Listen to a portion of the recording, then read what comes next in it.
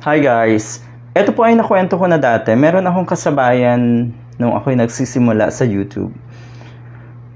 Naging, paano ba sasabihin yan? Kaibigan? Hindi naman eh. Pero sa YouTube po kasi, pag nagsisimula ka pa lang, pwede kang sumali sa mga grupo ng mga small YouTubers. Hindi naman grupo yung sa amin, pero kami po yung nagtutulungan. Okay? Bibisitahin ko siya, manonood ako ng mga videos niya, tapos pupunta rin siya sa atin, magko-comment din. More on positive comment, syempre. Okay. So, dahil doon, unti-unting lumago yung ating channel. Naging masipag din tayong makipagkaibigan sa ilang YouTubers. Pero hanggang doon lang yon, hindi talaga lumagpas ng 10,000 yung ginawa kong pagod na yan. Lalo lang tayong lumago, yun nga, nung sinimula natin na magpakita ng suporta kay Atty. Leni Robredo at kay Kiko. So, kamakailan lang po yun dahil 2 years na tayo sa YouTube.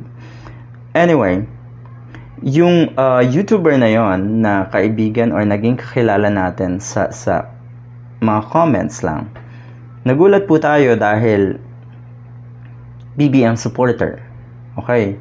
Tapos yung kanyang mga content ay naging puro nga kay BBM. Dati maganda yung kanyang content tungkol sa mga parang journey, travel content.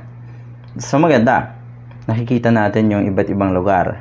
So, nung panahon ng eleksyon, abay puro na BBM. Lumago yung kanyang channel, umabot siya ng around 70,000 subscribers din, katulad natin. So halos pareho kami. Okay? At marami siyang views noong time na yon. Ngayon po, pareho pa rin ang kanyang content, tungkol pa rin po kay BBM, pero wala na po siyang views, wala na pong nanonood. So, ibig sabihin, yung mga dating nanonood ay posibleng mga trolls lang na bayad.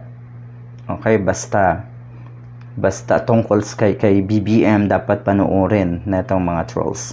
So, totoo yun, ha? Etong YouTuber na ito, napakarami ring post tungkol kay Atty. Leni Robredo. Bago pa man ang eleksyon or kahit noong mga nakaraang buwan, kahit tapos na po ang eleksyon. Tingnan nyo naman ang kanyang mga post. May na-discover kami kay Leni, yung mga ganon, na puro negative. Sabi pa dito sa isa, Lenlen na huling floating, dahil nga sa salitang lutang. At marami pa pong iba.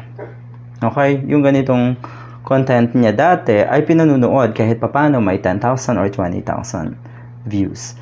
So yon, napakaraming followers na neto, napakarami ng subscribers, more than 100,000 na.